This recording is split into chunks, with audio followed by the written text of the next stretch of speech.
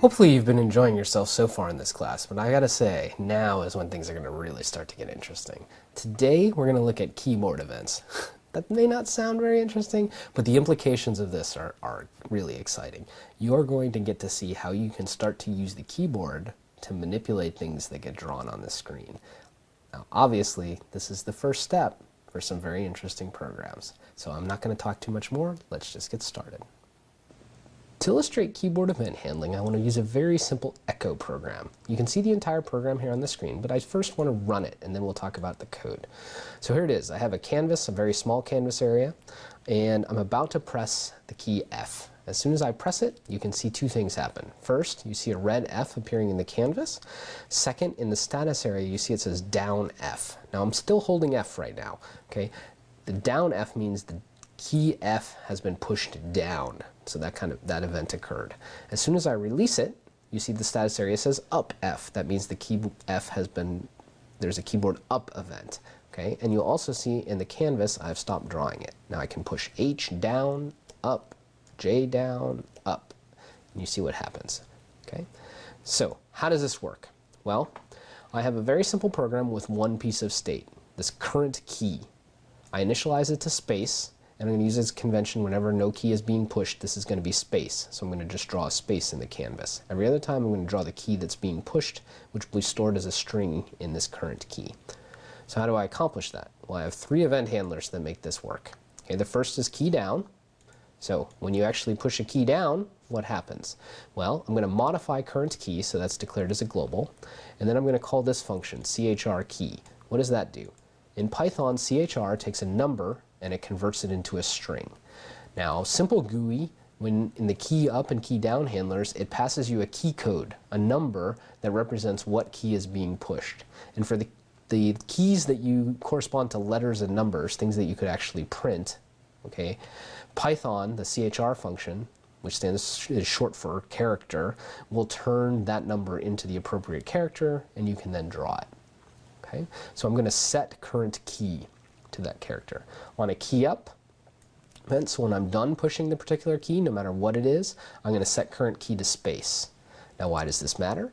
In the draw handler, which is simple GUI is going to call 60 times a second to update the canvas, you can see all I do is draw text. I draw whatever in current key. I have a list that tells it where to draw it at point 1025.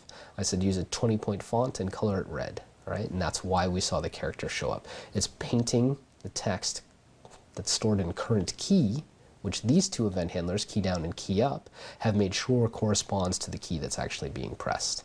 I then create the frame. I use a pretty small canvas because we only have one key. I register all three event handlers, all right, and then I start the frame.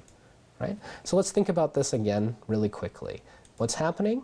All right, when I push the key, simple GUI says there's a key down event.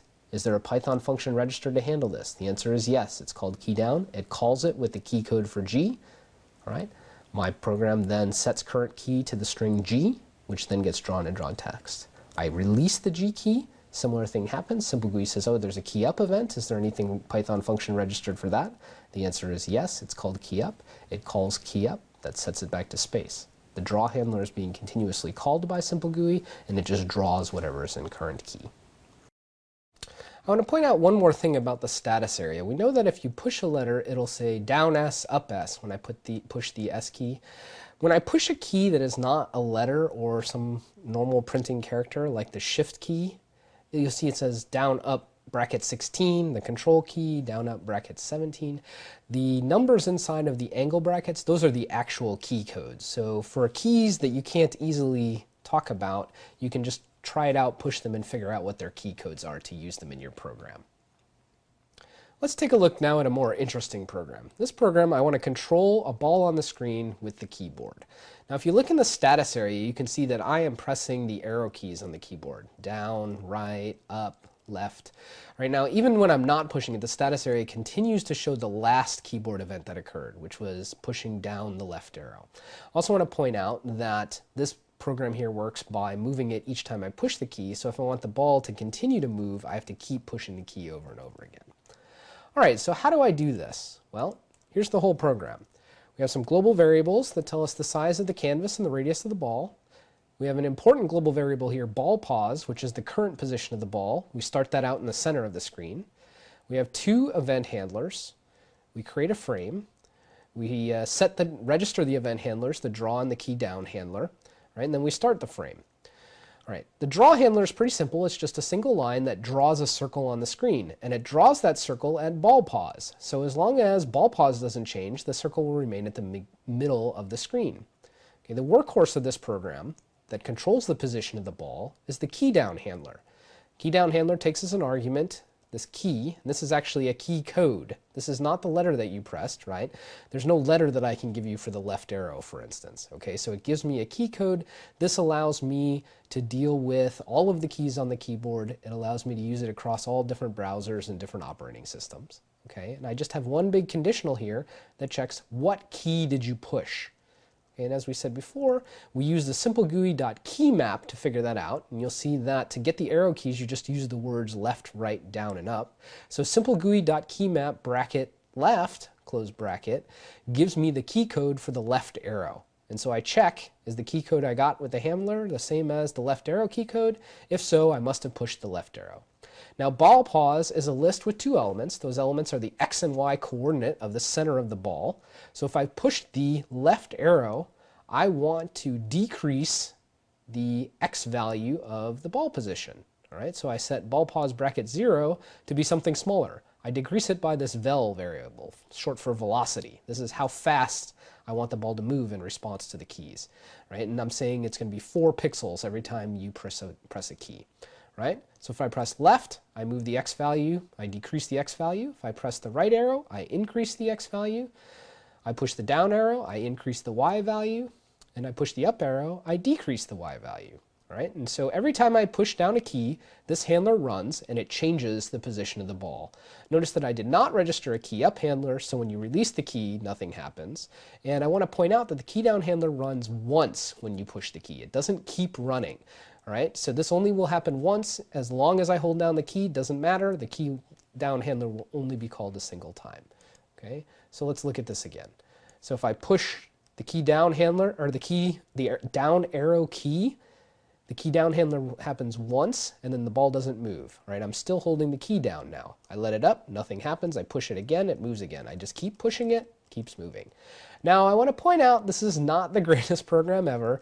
I can keep pushing this and my ball's disappearing. Where did it go? Oh, wait, I'll push the up arrow and get it back. Okay, I'm not doing anything to check where you are on the screen. Okay, but the point of this program is not to make a robust program. Instead, the point of this program is to show you that I can use the keyboard to manipulate objects in the canvas. Now, hopefully you realize, even though this program is pretty silly, this is huge. This is a major step towards getting an interesting game where I can actually control the action on the screen.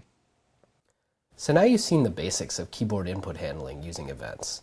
And it's really quite simple. That's all there is to it. These two events, right? There's an event when you push the key, and there's an event when you release a key. And with these two mechanisms, you can do almost anything with a keyboard, right? We showed you these two simple programs, but they demonstrate most of what you need to know. And I want you to take these programs and play around with them. This is a new concept, so I think it's important that you run these programs in CodeSculptor, you use them, and you make sure that they behave the way you expect. And if they don't, look at the code and try to figure out why. Right? I'm going to tell you that the Echo program doesn't work very well if you push more than one key. Okay, so try and do that and figure out why it behaves the way that it behaves. We haven't told you quite enough yet to fix it, but I want you to understand why. So I encourage you to play around with it. Now, as for the control program, we showed you how to use the keyboard to move a ball around on the screen. Pretty soon, we're going to show you more interesting and sophisticated control mechanisms, and then at that point, you're really going to be able to do some powerful stuff.